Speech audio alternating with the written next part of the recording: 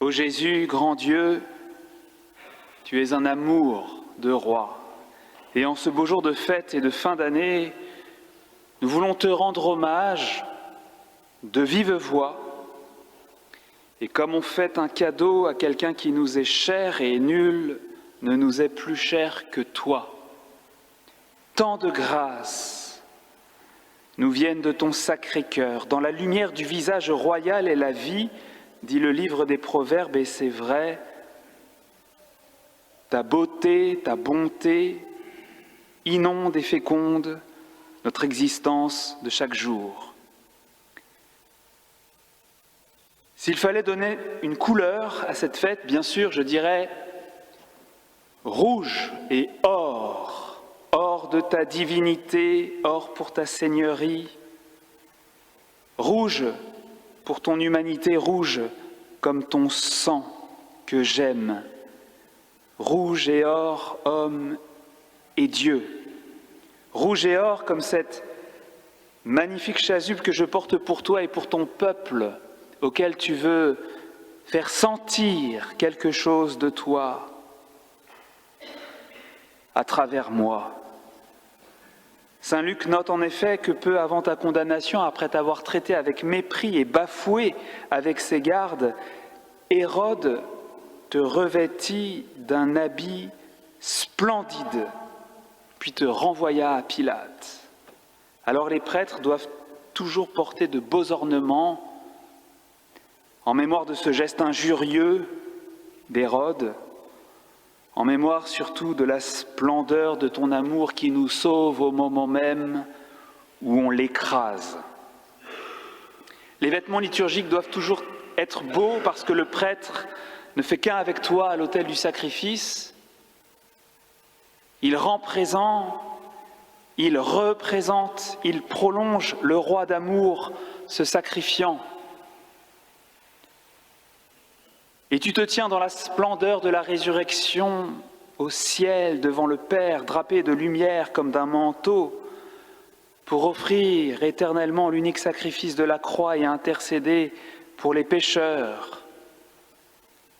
C'est pour ça encore que le prêtre doit être beau lorsqu'il célèbre la messe. Cette année, l'Évangile donne à la solennité du Christ roi des airs de dimanche des rameaux. Et c'est tellement touchant.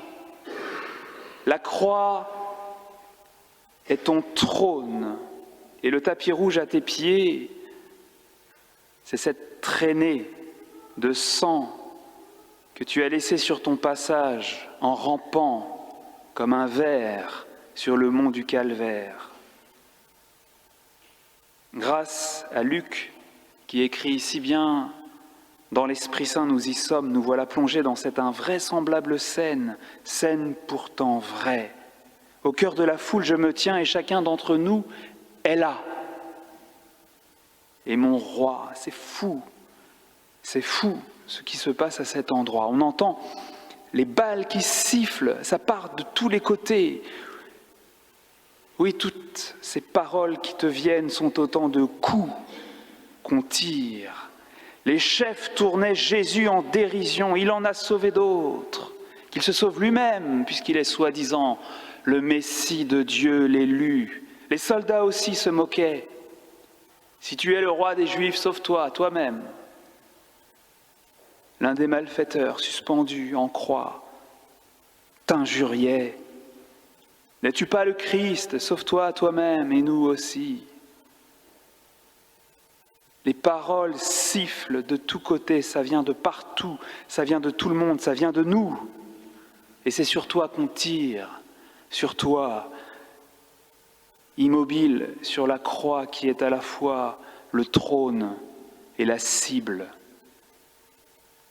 Comme le chantaient les jeunes artistes talentueux du groupe Taurus, The beats of hammers felt like drums of war. Les coups de marteau sonnent comme des tambours de guerre. Par nature, la soldatesque des Romains est répugnante. Leur méchanceté est moins subtile que celle des religieux qui se pavanent sur la montagne sainte, en hébreu Golgotha, En effet, les soldats se moquaient de toi. S'approchant, ils te présentaient de la boisson vinaigrée en disant « Si tu es le roi des Juifs, sauve-toi toi-même !»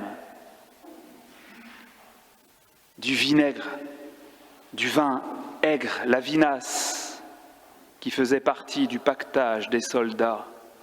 Et les voilà qui font mine de t'offrir à boire et de trinquer avec toi. À ta santé, roi des Juifs. Cette forme cynique de méchanceté qui singe le savoir-vivre et l'amitié est cruelle. La cruauté est la fleur du mal. Et le bouton de cette fleur monstrueuse, c'est la raillerie. Oui, l'injure,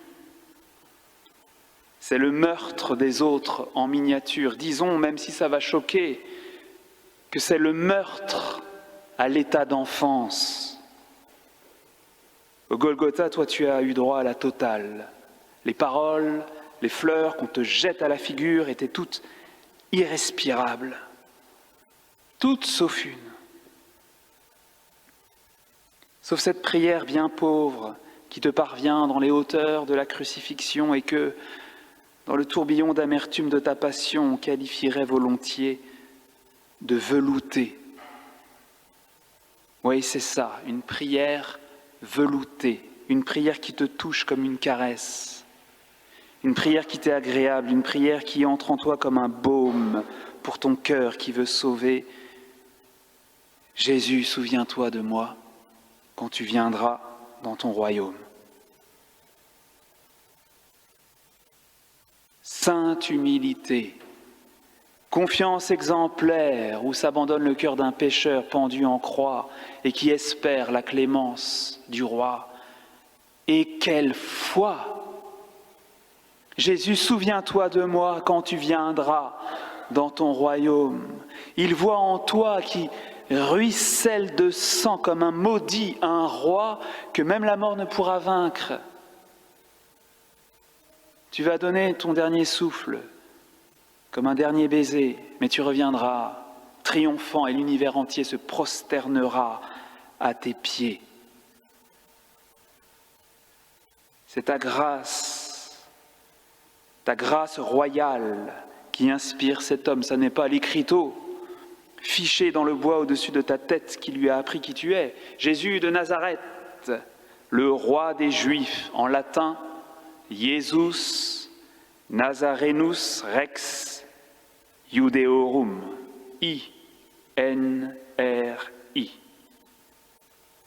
Cette inscription que l'on a reproduite sur nos crucifix, c'était encore une manière pour Rome de cracher à la figure du peuple. Le plus prestigieux de vos hommes, votre roi, on vous le met en croix. Mais cet homme est là qui croit. L'autre malfaiteur semble être passé à côté de sa chance, mais celui-ci a la foi. Et je voudrais que cette même foi m'anime, que cette même foi nous anime. Sur le chemin de croix, il a marché très près de toi. Quand on voit ce que ça nous fait à nous, le chemin de croix, on peut imaginer ce que ça lui a fait à lui de t'entendre, de te voir tout rouge et si digne. Il a deviné tout l'or qui couvait sous ta peau, il a connu ta douceur, il a perçu la sainteté de tout ton être, sainteté rayonnant au travers de ton corps immaculé, criblé de plaies, sainteté royale de l'agneau qui n'a rien fait de mal, mais que l'on saigne comme des barbares. Tu venais de prier pour le pardon de tes bourreaux, tu étais forcément d'un autre monde, puisque ton amour était si grand. Presque tout d'un coup, cet homme s'est vraiment pris tout l'évangile dessus. La révélation de ta gloire, la manifestation de ton cœur, et il a cru, il t'a reconnu, Jésus, le roi, l'élu, sauveur d'une multitude et parfait ami. Parfait ami, Seigneur, je suis heureux, nous sommes heureux qu'il ait été là pour t'offrir les prémices de la foi chrétienne, tout imbibée de tendresse et que le monde ne peut pas comprendre. Quand il aura rendu l'âme, il n'y aura guère plus que Marie pour avoir une telle foi. Et puis plus tard, il y aura nous. Croire que tu te relèveras de chez les morts, que tu t'es relevé d'entre les morts et que ton règne ne finira pas, que ton royaume, tu le donnes à bras ouverts, bras en croix, à quiconque se repent et prend l'amour que tu lui tends. Jésus, souviens-toi de moi quand tu viendras. À cette prière du pécheur, tu t'es empressé de répondre en vérité. Je te le dis, aujourd'hui, avec moi, tu seras dans le paradis. C'est comme ça. C'est comme ça, la foi nous unit à toi. Ton sacrifice nous réunit, nous réunit. Ton sacrifice nous réconcilie. Avec toi, je suis. Avec toi, nous sommes aujourd'hui dans le paradis comme deux amis. Nous sommes déjà là où tu es parce que nous sommes dans ton cœur. Et tu vis dans les nôtres. Nous sommes chrétiens, nous sommes tiens, nous sommes un avec toi. Nous sommes les membres de ton corps, nous sommes de ta chair, de ton sang, de ta chair et de tes os, homme et Dieu. Tu as fait alliance avec nous. C'est l'alliance nouvelle et éternelle, scellée dans le sang que tu versas, le sang de la croix, le sang du calice, le sang du roi. Roi rouge et or que nous admirons, que nous proclamons, que nous voulons, que nous aimons. Bonne fête, Jésus, berger du monde entier, Christ, roi. Souviens-toi de moi, souviens-toi de mes sœurs, de mes frères, souviens-toi de nous, quand tu viendras dans ton royaume. Amen.